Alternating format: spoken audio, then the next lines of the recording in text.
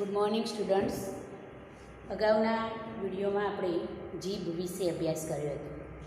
ધોરણ 11ની અંદર ગદ્ય 10 જીભ જ્યોતિન્દ્ર દવે. આપણા શરીરના બધા જ અંગોમાં જીભ આપણને કેવી રીતે કઈ રીતે ઉપયોગી છે, જીભ દ્વારા આપણે શું જાણી શકીએ છીએ, જીભનું શું કાર્ય છે, આ બધી બાબતોનો આપણે અભ્યાસ કર્યો હતો. છેલ્લે આપણે જોયું હતું કે જીભ સ્ત્રી સમાન છે.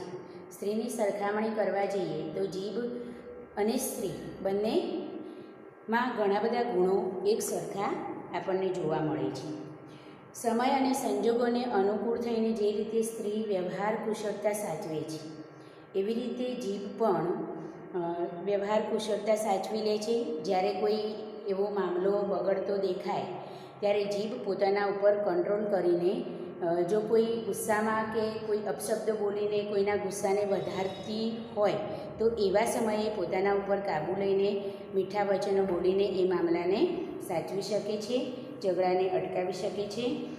આમ સમય સંજોગોને અનુકૂળ થવાની જીભમાં સ્ત્રીના જેટલી જ શક્તિ છે. પિતાના ઘર વાતાવરણ કરતાં તદ્દન ભિન્ન પ્રકારના વાતાવરણમાં આવેલી નવોડા નવીન પરિસ્થિતિને અનુકૂળ થઈ જઈ જાણે એ જ વાતાવરણમાં નાનપણથી ઉછરી હોય તેમ વર્તવા માંડે છે. તે જ પ્રમાણે જીભ પણ સંજોગો બદલાતા તરત તેને અનુકૂળ થઈ જાય છે. સુધારકો પર તીવ્ર બાણ વરસાવતી જીભ સંજોગોમાં ફેરફાર થતાં તરત જ સુધારકની પ્રશંસા કરવા માંડે છે. આમ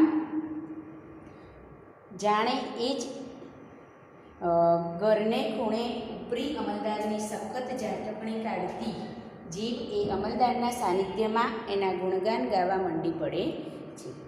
એક ગાડીવાળાએ એક નાના છોકરાને કંઈક વાંકસર તમાચો માર્યો, એટલે કે નાના છોકરાએ કંઈક ગુનો કર્યો, અરે ભૂલ કરી હશે તો ગુસ્સે થઈને એને તમાચો માર્યો. છોકરો રડતો રડતો પોતાના પિતા પાસે ગયો. એના પિતા ઉશ્કેરાઈ ગયા. સ્વાભાવિક છે કે પોતાના દીકરાને કોઈ પારકું હાથ લગાડી જાય તો ગુસ્સો ચડી જાય, એટલે પિતા ગુસ્સે થયા. કોણે માર્યો મારા છોકરાને? એની છાલ ઉખેડી નાખો, જોવું તો ખરો મારા છોકરાને આંગળી અડાડવાની હિંમત કોણે કરી? એમ બોલતો એ છોકરાને લઈને આગળ આવ્યો.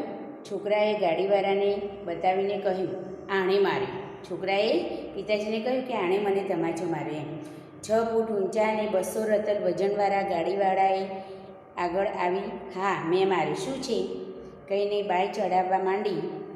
છોકરાના પિતાની જીભે બદલાયેલો રંગ જોઈ કહ્યું, બહુ સારું કર્યું, એ તો એ જ લાગનો છે. એ જ તમાચો શું તમાચો શું કામ માર્યું? મારવા હતા ને 2-4. મારા દેખતા મારો બીજી એક થપાટ. પેલા પહેલવાન જેવા હટ્ટાકટ્ટા શરીરવાળાને જોઈને છોકરાના પિતાજી ગુસ્સામાં આવ્યા હતા, કોણે માર્યો મારા દીકરાને ને હું એને જોઈ લઉં ને આમ તેમ બોલતા બોલતા ગુસ્સામાં આવ્યા હતા. પણ અહીંયા પેલા ભાઈના રૂપ રંગ જોઈને અને એમના હાંજા ગગડી ગયા અને બોલવા માંડ્યા કે એ જ લાગનો છે, મસ્તી કરતો હશે એટલે તમે માર્યો હશે. મારવો તો ને 2-4 તમાચા મારા દેખતા એક મારી દો, એમ કહ્યું પાછું. આ જ પ્રમાણે બધાની જીભમાં સમયને અનુકૂળ થવાની શક્તિ રહેલી છે. બધાની જીભમાં સમયને અનુકૂળ થવાની શક્તિ હોય છે. જેનામાં એ શક્તિ જેટલી વધારે વિકસિત તેટલો તે વધારે પ્રતિષ્ઠા સંપન્ન, સમજુ અને સાણો ગણાય. જેનામાં આ શક્તિ સારી છે, સમયને અનુકૂળ થવાની શક્તિ જેનામાં સારી છે, એ વ્યક્તિ એમ કે પ્રતિષ્ઠિત બની શકે. કહેવાય છે ને કે તલવારના ગાર ઉજાય પણ વાણીના ગાર ઉજાય નહીં.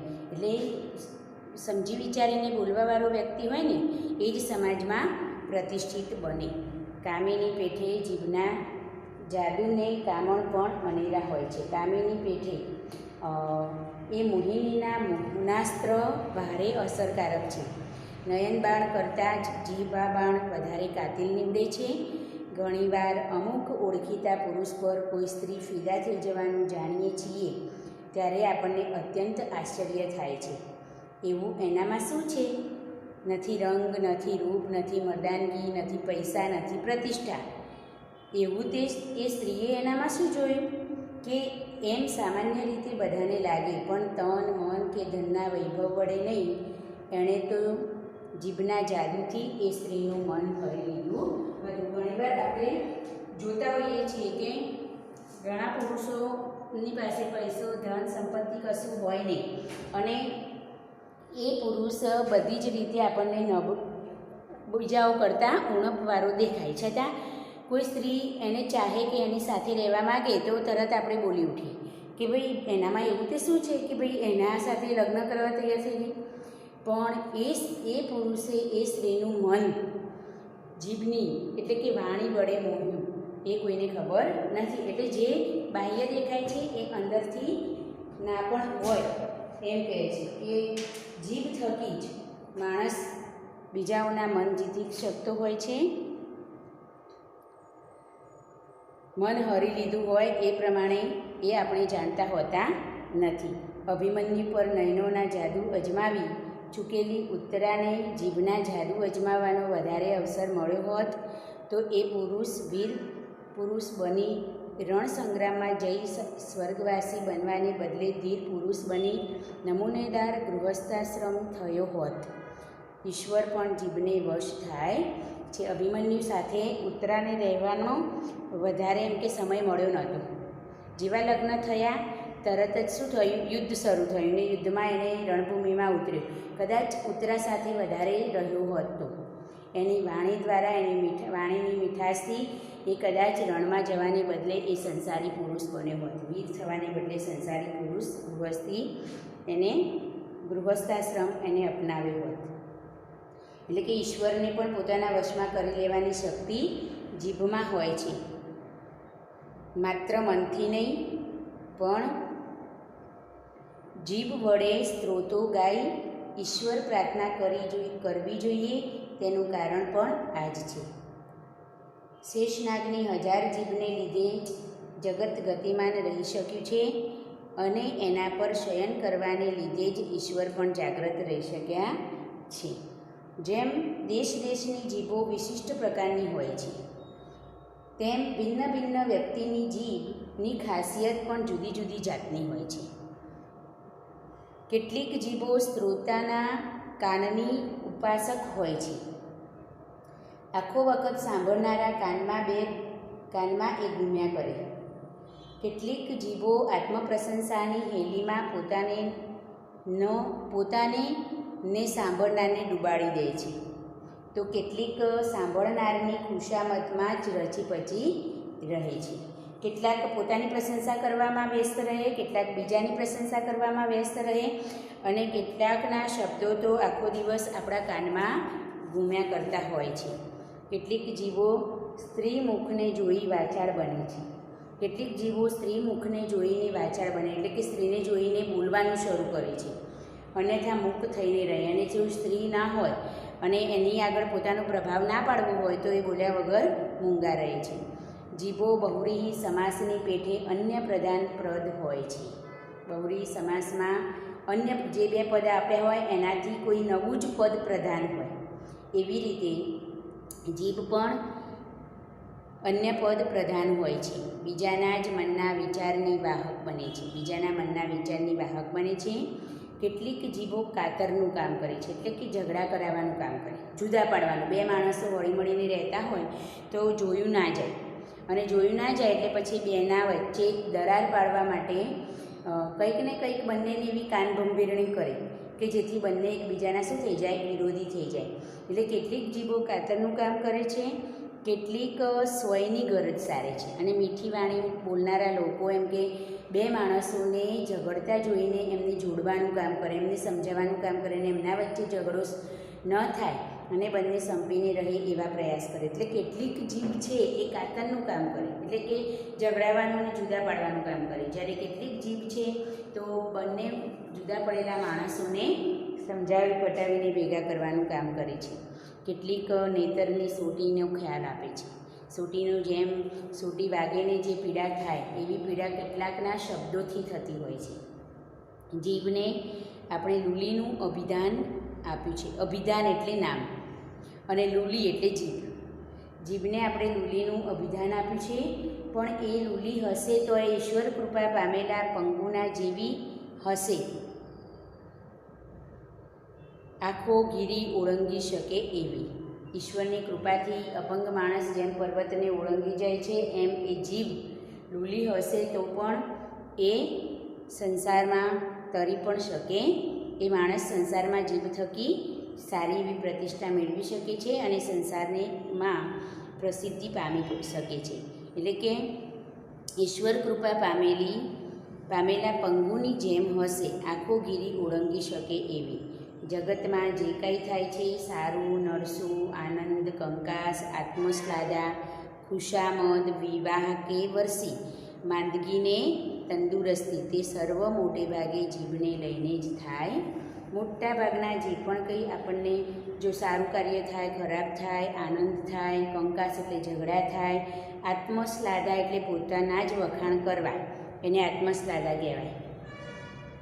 અને ખુશામદ કરવી, વિવાહ અને વર્ષી, કોઈ માણસનું મૃત્યુ પામ્યું હોય એ માણસના મૃત્યુ પછીનું પહેલું શ્રાદ્ધ જે આવે એને વર્ષી કહેવાય. તો એમ કે કેટલીક જીવો આ રીતે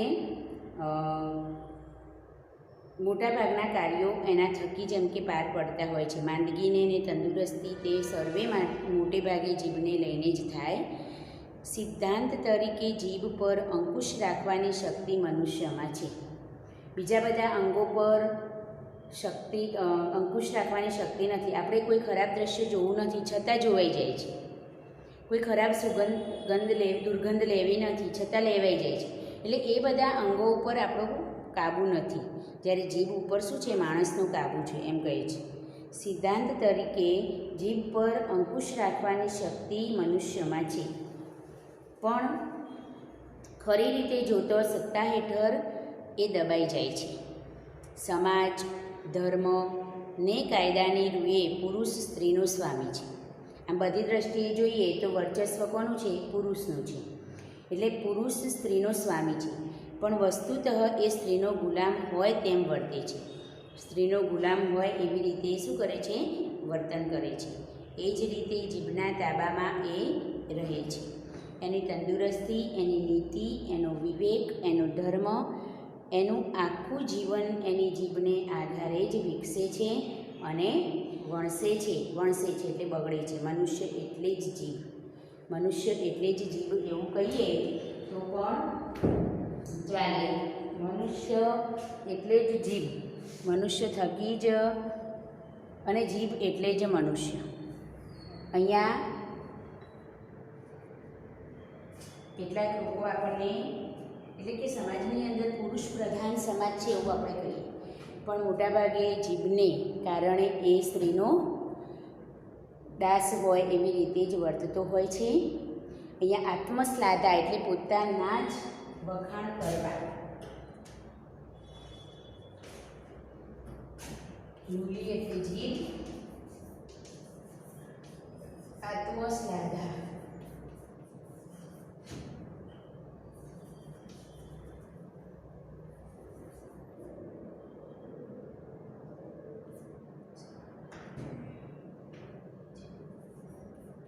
પોતે જ પોતાના વખાણ કરવા.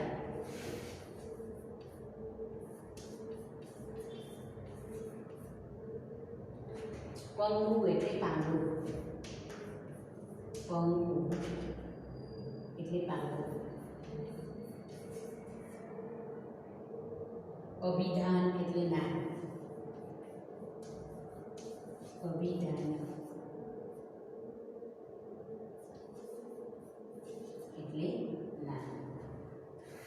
તો અહીંયા મને લાગે છે કે ઈશ્વરે આ માનવ યંત્ર ઘડ્યું, પણ ક્યાંક તો એને બહુ ઉતાવળ કરી હશે. ક્યાં તો યંત્ર ઘડવાનો એને ઝાઝો અનુભવ નહીં હોય, થઈ શકે એવી કેટલીય સગવડ એને કરી નથી. ઈશ્વરે જે માનવ યંત્ર ઘડ્યું ને એ ઘડવામાં થોડી ઉતાવળ કરી છે એમ કહે છે. કેમ કે જેમ બીજા બધી વસ્તુઓ આપણે સ્ક્રૂ મારીને જોઈન્ટ કરી શકીએ છીએ, એવી રીતે શરીરના કેટલાક અંગોમાં પણ કદાચ સ્ક્રૂ માર્યા હોત તો સારું હતું. સ્ક્રૂ માર્યા હોત તો જ્યારે પણ આપણને એવું લાગે કે એના કારણે વાત બગડે છે, ત્યારે એને કાઢીને બાજુમાં મૂકી દેવાય, એવું વિચારે છે લેખક. લેખક કહે છે કે ભગવાને આ માનવરૂપી યંત્ર ઘડવામાં થોડી ઉતાવળ કરી છે, કાં તો એમને કોઈ અનુભવ નહીં હોય એટલે આ પ્રકારે ઘડ્યું છે. થઈ શકે એવી કેટલીય સગવડ એને કરી નથી. સ્ક્રૂ મૂકવાને બદલે કેટલીક વસ્તુ એણે એમની એમ જ જડી દીધી છે. કેટલીક વસ્તુઓમાં સ્ક્રૂ મૂકવાની જરૂર હતી, જ્યાં એને સ્ક્રૂ મૂક્યા નથી અને એમની એમ જ એને મૂકી દીધી છે. જીભને ધારીએ ત્યારે મોંમાંથી છૂટી કરી શકાય એવી રચના કરી હોત તો કેટલી સગવડ થાત. જીભને સ્ક્રૂ માર્યો હોત તો કેટલી સગવડ થાત એમ. નાટક, સિનેમા અથવા સભામાં પ્રેક્ષકોને શ્રોતાઓ પોતાની જીભનો વધારે પડતો ઉપયોગ કરી બીજાને દખલ કરે છે. જ્યારે આપણે સિનેમા જોવા ગયા હોઈએ, કોઈ નાટક જોવા ગયા હોઈએ કે કોઈ મોટી સભા હોય તો એ વખતે અંદરો અંદર બધા ચર્ચાઓ કરતા હોય છે, બોલતા હોય છે. એને કારણે બીજાને ડિસ્ટર્બ થતું હોય છે. એટલે કહે છે કે એવા સમયે જ્યારે બીજાને પોતાના કારણે બીજાને એટલે ડિસ્ટર્બ થાય તો એવા સમયે જીભને એમની કાઢીની બાજુમાં મૂકી શકાય હોય તો કેટલું સારું. તો કોઈને એના કારણે કોઈ પરેશાની ઉઠાવવી પડે નહીં. એટલે સભાસ્થાનમાં બીજાની દખલ કરે છે. તેને બદલે સૌને પોતાની જીભ બહાર જુદી જુદી ડબ્બીમાં મૂક્યા પછી જ સભાસ્થાનમાં દાખલ કરવામાં આવતા હોત તો નાટક, સિનેમા તથા સભા આપણને કેટલા વધારે આનંદદાયક લાગે. જુદી જુદી ડબ્બી બહાર મૂકી દેવામાં આવે. સભાસદની અંદર સભાગૃહમાં પ્રવેશ કરતાં પહેલાં દરેક વ્યક્તિએ ડબ્બીમાં પોતાની જીભ મૂકી દીધી હોત તો અંદર જઈને કોઈ કશું બોલત જ નહીં, અને કોઈ કશું બોલત જ નહીં તો કોઈ પરેશાની થાત જ નહીં. તો સભાગૃહમાં કે સિનેમાગૃહમાં કે નાટક જોવા ગયા હોય ત્યાં કેટલી શાંતિ હોત અને વાતાવરણ કેટલું આનંદદાયક લાગત એમ કહે છે. તેમ તો આખો વખત બોલ કરી કંટાળો આપનારા વ્યક્તિને મળવા જતાં જીભ અત્યારે એના મોંમાં નથી પણ ઘી ચોપડીને કબાટમાં ઊંચી મૂકી છાંડી છે. ઊંચી મૂકી છાંડી છે એટલે મૂકી દીધી છે એમ ખાતરી કરીને નિર્ભયપણે આપણે મળવા જઈ શકત. બીજો લાભ કયો થાત કે જ્યારે વધારે બોલ કરતાં કોઈ વ્યક્તિને મળવા જવાનું થાત એ વખતે પહેલાં આપણે ખાતરી કરી લેત કે ભાઈ એના મોઢામાં જીભ છે કે નહીં, કે એને પછી કાઢીને કબાટમાં મૂકી દીધી છે. જો કાઢીને કબાટમાં મૂકી દીધી હોય અને એવા સમયે આપણે એને મળવા જવાનું થાય તો આપણે કેટલા નિર્ભય બનીને મળવા જઈ શકીએ એમ કહે છે. કોઈ પર ગુસ્સે થઈએ ત્યારે કલહ અને કંકાશના પ્રસંગ ઉપસ્થિત થતાં પહેલાં આપણે મોંમાંથી જીભ બહાર કાઢી ગજવામાં મૂકી દઈ મારામારીને ગાળાગાળીના પ્રસંગો કેટલીક સહેલાઈથી ટાળી શકત. કોકના ઉપર ગુસ્સો આવ્યો હોય ત્યારે આપણે એને અપશબ્દો બોલતા હોય ને એની સાથે ઝઘડા કરતા હોય, કલહ કરતા હોય એ પહેલાં એ પરિસ્થિતિ ઉદ્ભવે એ પહેલાં જીભ કાઢીને મૂકી દઈએ તો એમ કે કેટલી આ બધી પરિસ્થિતિઓને આપણે સહેલાઈથી ટાળી શકીએ, મારામારીના પ્રસંગોને રોકી શકીએ. બળવાખોર ભાષણ કરનારાઓને કોઈ પણ દેશની સરકાર કેદમાં પૂરે છે તેને બદલે તેમની જીભ જપ્ત કરી પોતાની સુરક્ષિતતા વધારે સારી રીતે જાળવી શકત. બળવાખોર લોકો જે બીજાઓને ઉશ્કેરવાનું કામ કરે એવા લોકોને જેલમાં પૂરવાનું કામ સરકાર કરે છે. પણ જો ભગવાને સ્ક્રૂ આપ્યા હોત તો, જીભને સ્ક્રૂ મૂકેલા હોત તો એવા લોકો બીજાઓને ઉશ્કેરે એ પહેલાં એમની જીભને પોતાની સત્તામાં લઈ લીધી હોત એમ કહે છે. જપ્ત કરી પોતાની સુરક્ષિતતા વધારે સારી રીતે જાળવી શકત. કદાચ કોઈ વાર જીભની અદલાબદલી પણ થઈ જાય.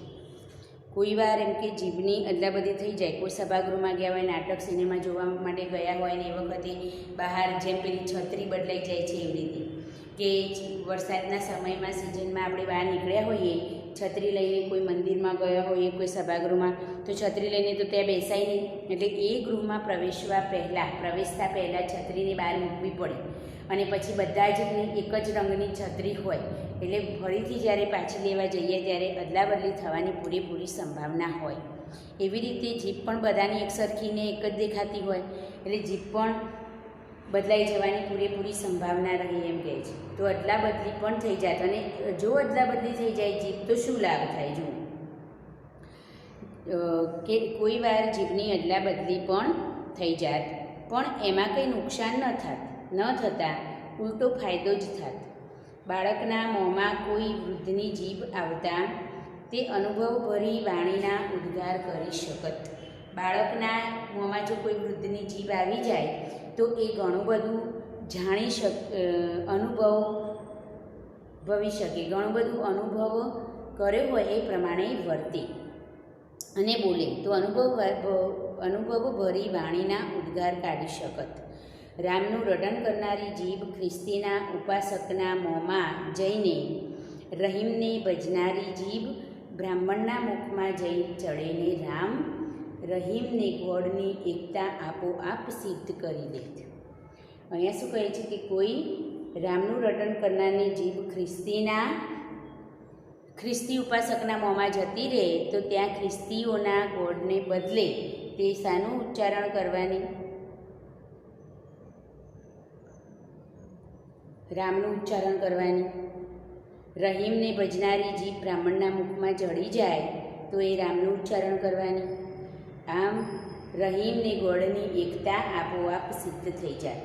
હજી એ ઈશ્વરને આટલો સુધારો કરવાનું સૂઝે તો ખોટું નથી. હજુ પણ ઈશ્વરને આટલો સુધારો કરવાનું સૂઝે એટલે કે માનવો જે હજુ નવા માનવોને ઘડે છે એ ઘડતરમાં આટલો સુધારો લાવે તો કંઈ ખોટું નથી, એ આપણા હિતમાં જ છે અને સારું છે એમ કહે છે. તો હજી પણ ઈશ્વરને સુધારો કરવાનું મન થાય તો સારું અને કોઈ ખોટું નથી. પ્રતિકૂળ સંજોગોમાં પણ આનંદથી સી રીતે કર્તવ્ય બજાવ્યા જવાય એ જીભ આપણને શીખવે છે. પ્રતિકૂળ સંજોગો હોય તો પણ આપણા કર્તવ્યને આપણે કેવી રીતે નિભાવવું એ આપણને જીભ શીખવે છે. આગળ 32 ભૈયા જેવા મજબૂત દાંત છે. ઉદાહરણ આપ્યું છે કે પ્રતિકૂળ સંજોગો હોય એ સમયે પણ આપણે આપણું કર્તવ્ય બજાવવું જોઈએ. જેવી રીતે 32 ભૈયો એટલે કે 32 દાંતની વચ્ચે જીભની જગ્યા કેવી છે જુઓ, નથી એને કોઈ હવા ઉજાસ, એક જ જગ્યાએ એને એક નાની સરખી જગ્યામાં ફર્યા કરવાનું. આજુબાજુ 32 મજબૂત દાંત પ્રતિકૂળ સંજોગોમાં પણ આનંદથી જ સી રીતે કર્તવ્ય બજાવ્યા જવાય એ જીભ આપણને શીખવે છે. આગળ 32 ભૈયા જેવા મજબૂત દાંત પાછળ ગળાની ઊંડી ખાય, અનેક પ્રકારના ટાઢા ઊના તીખા ખારા પદાર્થોનો સતત મારો. ટાઢા ઊના તીખા ખારા બધી પ્રકારનું આપણે ખાઈએ એ બધાનો મારો જીભે સહન કરવાનો. એટલે અનેક પ્રકારના ટાઢા ઊના તીખા ખારા પદાર્થોનો સતત મારો. સંચલન માટે ઓછામાં ઓછી જગ્યા, એને મોઢાની અંદર ફરવાનું એટલામાં જ, એટલે જગ્યા પણ ઓછામાં ઓછી. સૂર્યનો જરાય પ્રકાશ તો એને મળે જ નહીં. સૂર્યનો જરાય પ્રકાશ ન આવે એવી સાંકડી અંધારી જગ્યામાં લપાઈને રહેવાનું. આવી અનેક પ્રતિકૂળતાઓ છતાં જીભ આનંદથી નિર્ભયપણે પોતાનું કાર્ય કરી જાય છે.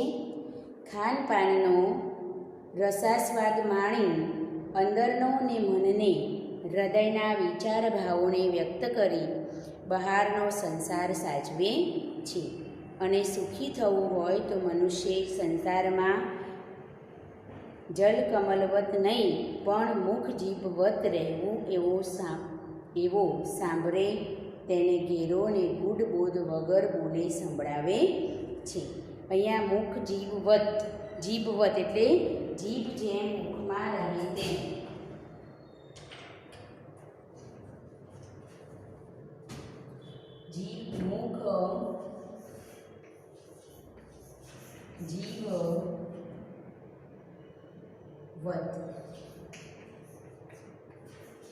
જીભ જેમ મુખમાં રહે છે તેમ. મુખમાં રહે છે તેમ. બીજો શબ્દ છે મૂકી છાણી, એટલે ઊંચે મૂકી દીધી છે. ઊંચી મૂકી છાણી, ઊંચી મૂકી છાણી એટલે ઊંચે મૂકી દીધી છે. ઊંચે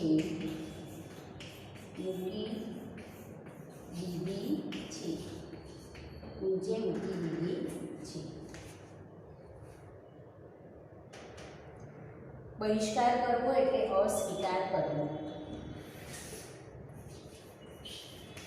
બહિષ્કાર કરવો એટલે અસ્વીકાર,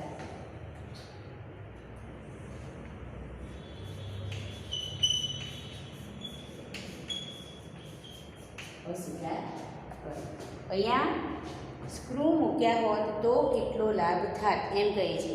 અને જીભ આપણને પ્રતિકૂળ સંજોગોમાં રહેવાની પણ પ્રેરણા આપે છે. એ કેટલા બધા કષ્ટો સહન કરે છે છતાં પોતાનું કર્તવ્ય નિભાવે છે અને આનંદથી રહે છે. એમ આપણે પણ પરિસ્થિતિને અનુકૂળ થઈને આપણા કર્તવ્યને નિભાવવું પડે એ આપણને પ્રેરણા જીભ પાસેથી મળે છે. એટલે સુખી થવું હોય તો મનુષ્ય સંસારમાં જલ કમલવત નહીં પણ મુખ જીભવત રહેવું એવો સાંભળે તેને ઘેરો નહીં ગુટ બોધ વગર બોલે જ સંભળાવે છે. એટલે જળમાં જેમ કમળ ખીલે એવી રીતે નહીં પણ જેમ મોઢામાં જીભ રહે છે એવી રીતે આપણે પણ રહેવું જોઈએ એમ એવો બોધ આપણને જીભ આપી જાય છે. હવે આપણે સ્વાધ્યાયની ચર્ચા કરીએ તો જીભ દ્વારા કયા બે મોટા કાર્યો થાય છે? તો એક બોલવાનું અને બીજું સ્વાદ ચાખવાનું. કેવી જીભ પાંડુરંગની સૂચક છે? આપણે કહીએ છીએ કે મોટા ભાગના જે રોગ છે એ રોગ જીભ થકી જ આપણને જોવા મળે. ડૉક્ટરો જ્યારે આપણે જઈએ ત્યારે તમારી જીભ બતાવો એમ જ કહે પહેલાં. એટલે મોટા ભાગના રોગ જે છે એ આપણને જીભ દ્વારા જ એમ કે જાણવા મળે છે. તો એમાં પાંડુ રોગ થયો છે એવું કહેવું હોય તો કેવા લક્ષણો હોય એમ? તો કેવી જીભ પાંડુ રોગની સૂચક છે? તો ફીકી, સફેદ, નરમ અને પહોળી ને અસ્થિર જીભ. ફીકી, સફેદ, પહોળી, નરમ અને અસ્થિર જીભ પાંડુ રંગની સૂચક છે. પછી કોઈ માણસ નશો કરતો હશે તેમ શા પરથી કહી શકાય? તો મુખ બહાર કાઢતા જેની જીભ સ્થિર રહી ન શકે. જીભને મુખની બહાર કાઢતા જેની જીભ સ્થિર રહી શકતી નથી તે માણસ નશો કરતો હશે એમ આપણે કહી શકીએ. લેખકે સર્વ ઇન્દ્રિયોમાં જીભનું સ્થાન વિશિષ્ટ ગણાવ્યું છે. કેમ? કારણ કે બધા અંગો છે એ બે બે છે, જ્યારે કામ શું કરે છે? એક જ. જ્યારે જીભ એક જ છે પણ કામ બે કરે છે એટલે એને વિશિષ્ટ ગણી છે બધા અંગો કરતાં.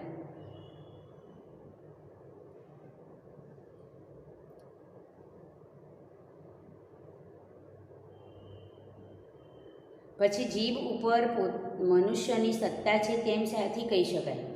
કેમ કે જીભ ઉપર મનુષ્ય જીભ ઉપર પોતાનો કંટ્રોલ રાખી શકે. જ્યારે એને બોલવું હોય ત્યારે જ બોલે, જ્યારે એને બોલવું નથી ત્યારે ત્યાં એને રોકી શકે છે. તો પણ બીજા અંગો ઉપર મનુષ્યનો કંટ્રોલ નથી. કોઈ પણ ખરાબ ઘટના કે વસ્તુ આપણે જોવી ના હોય તો આંખ એને જોઈ લે છે અને એને મગજ સુધી પહોંચાડે છે. કંઈ પણ ખરાબ શ્વાસ આવતી હોય તો આપણે લેવી નથી છતાં આવી જાય છે ને એ મગજ સુધી પહોંચાડે છે. તો આમ બીજા બધા જે અંગો છે એના ઉપર મનુષ્ય પોતાનો કાબૂ રાખી શકતો નથી. જ્યારે જીભ છે એ ઈચ્છા હોય તો જ બોલે છે અને ઈચ્છા હોય તો જ સ્વાદ પણ લે છે. એટલે લેખક કહે છે કે જીભ ઉપર મનુષ્યની પોતાની સત્તા છે. લેખક જીભને જ્ઞાનેન્દ્રિય તથા કર્મેન્દ્રિય સાથે કેમ સરખાવે છે? કર્મેન્દ્રિય એટલે બોલવાનું પણ કાર્ય જીભ કરે છે એટલે એને કર્મેન્દ્રિય કહ્યું. અને રસનો સ્વાદ લેવાનું કાર્ય જીભ કરે છે એટલે એના દ્વારા કેવો રસ છે, કેવો સ્વાદ છે એનું જ્ઞાન થાય છે એટલે એને જ્ઞાનેન્દ્રિય કહ્યું. આમ જ્ઞાનેન્દ્રિય અને કર્મેન્દ્રિય સાથે એને સરખાવે છે. લેખકને ઉચ્ચારશાસ્ત્રનો વિષય કોયડો લાગે છે. શા માટે? કેમ કે ઉચ્ચારશાસ્ત્ર દ્વારા જ વ્યક્તિ પોતાના જીવનનું સારું, નરસું, ખરાબ અને પ્રતિષ્ઠાને બધું મેળવી શકે છે. માટે ઉચ્ચારશાસ્ત્રનો વિષમ કોયડો અને કેટલીક જગ્યાએ એ શબ્દો દ્વારા જ વ્યક્તિની ઓળખ થતી હોય છે કે અમુક પ્રદેશોના અમુક શબ્દો શું હોય જાણીતા હોય તે એના પરથી આપણે કહી શકીએ કે ભાઈ આ પ્રદેશનું છે. ઉચ્ચારશાસ્ત્રની વાત કરતાં સુરત ને વડોદરા અને ભરૂચ જેવા પ્રદેશોની જે વિશેષ બોલી છે એ વિશેષ બોલનારા લોકોની વાણી પરથી, ઉચ્ચારશાસ્ત્ર પરથી જ આપણે કયા પ્રદેશનું છે એ કહી શકીએ છીએ. આથી ઉચ્ચારશાસ્ત્રનો વિષમ કોયડો છે એવું કહે છે. પછી ભિન્ન ભિન્ન વ્યક્તિઓની જીભની ખાસિયતો લખવાની છે. અને પ્રતિકૂળ સંજોગોમાં જીભ આનંદથી રહેવાનું આપણને સી રીતે શીખવે છે, તો એને સૂર્યપ્રકાશ મળતો નથી, સાંકડી જગ્યામાં એને સંચાલન કરવાનું, એક ગળાની પાછળ મોટી ખાય છે છતાં એ અંધારી કોટડીમાં લપાઈને રહે છે, અને 32 મજબૂત દાંતની વચ્ચે રહીને પણ એ આનંદથી અને નિર્ભયપણે પોતાનું કાર્ય કરે છે.